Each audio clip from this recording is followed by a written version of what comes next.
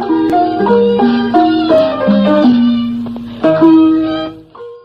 င်္ဂလာပါအပတ်စဉ်ဗုဒ္ဓဟူးညသတင်းတင်ဆက်မှုအစီအစဉ်မှပြန်လည်ကြိုဆိုလိုက်ပါရရှင်ဒီကနေ့ညတင်ဆက်ပေးသွားမယ့်သတင်းတွေကတော့စစ်ကောင်စီတပ်ဖွဲ့တွေကရေမဆေးရှောက်ပွဲသူတွေကိုဆက်လက်ဖမ်းဆီးနေတဲ့မူဆယ်မြို့အများပြည်သူသွားလမ်းတွေကိုစစ်ကောင်စီတပ်ကဖျက်ဆီးလိုက်တယ်ဆိုတဲ့သတင်းနဲ့တခြားစိတ်ဝင်စားဖွယ်သတင်းတွေကိုတင်ဆက်ပေးသွားပါမယ်ကျွန်မကရှင်းမုံပါ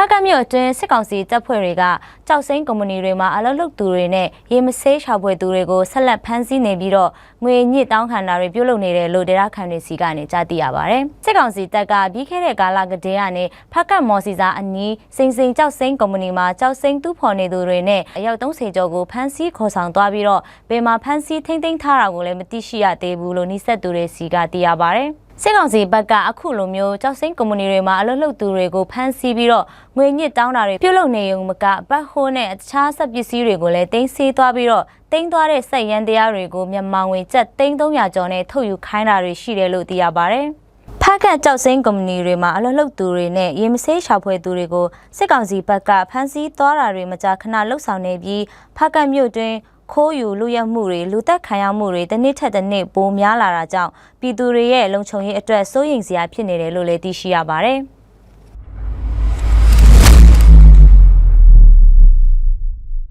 စစ်ကောင်စီတပ်ကအောက်ဂတ်လ15ရက်နေ့မှာမူဆယ်မြို့အများပြည်သူသွားလမ်းဖြစ်တဲ့နမ်တောင်းကျွော်နဲ့ပန်ကြုံကျွော်သွားလမ်းတွေကိုမြေတုဆက်တွေနဲ့ဖျက်ဆီးပြီးတော့ပိတ်လိုက်တယ်လို့ဒေသခံတွေရဲ့ပြောကြားချက်အရသိရပါတယ်။စစ်ကောင်စီကမြေတုဆက်တွေနဲ့ဖျက်ဆီးပြီးပိတ်လိုက်တဲ့လမ်းတွေဟာနမ်တောင်းကျွော်နဲ့ပန်ကြုံကျွော်ဒေသခံတွေအတိကသွားလာနေတဲ့လမ်းဖြစ်တယ်လို့ဒေသခံတွေကပြောပါတယ်။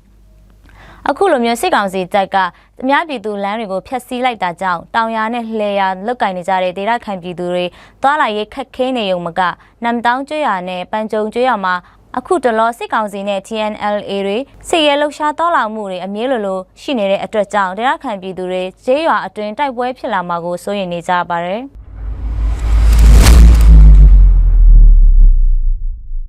ရှမ်းပြည်မြောက်ပိုင်းဒေသတွေမှာလက်နက်ကင်တော်လှန်ရေးတပ်တွေနဲ့စစ်ကောင်စီတပ်တွေပြီးခဲ့တဲ့ဇူလိုင်လဆန်းပိုင်းကနေစပြီးတော့နေ့တိုင်းလိုတိုက်ပွဲဖြစ်ပွားနေပါတယ်။စစ်ကောင်စီဘက်ကထိခိုက်ဒေဆုံးသူတွေများလာတာကြောင့်အောက်ဂတ်လဆန်းပိုင်းကစပြီးတော့စစ်အင်အားတိုးချဲ့နေတာတွေဆက်တိုက်လှုပ်ဆောင်နေတယ်လို့ဒေသခံတွေစီကနေသိရပါတယ်။အောက်ဂတ်လ14ရက်နေ့ညနေပိုင်းကနေစပြီးတော့စစ်ကောင်စီတပ်ဖွဲ့တွေဟာစစ်ကား90ခန့်နဲ့စစ်လက်နက်အုံဆောင်ပစ္စည်းတွေတေဆောင်ပြီးတော့မိုးမြစ်စင်လေးရှမ်းပြည်မြောက်ပိုင်းဖက်စစ်ကြောင်းထိုးလာတယ်လို့လည်းသိရပါတယ်။စစ်ကောင်စီဘက်ကမိုးမြစ်စင်လေးဒေသဘက်မှာစစ်ကြောင်းထိုးစစ်ဆင်လာတာတွေကြောင့်တိုက်ပွဲပြင်းထန်လာမှာကိုပြည်သူတွေစိုးရိမ်လျက်ရှိပြီးတော့တဖန်ပြန်လေစစ်ပေးသိမ်းဆောင်ရမှာတွေကိုလည်းစိုးရိမ်နေကြပါတယ်။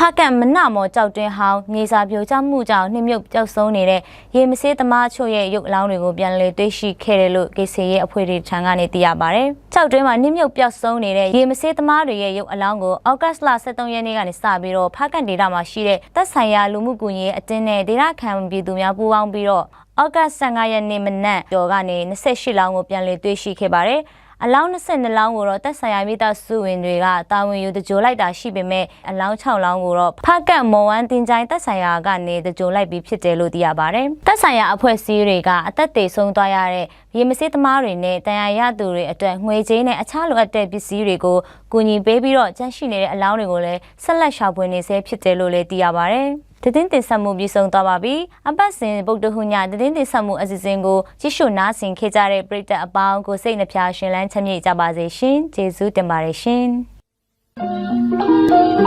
။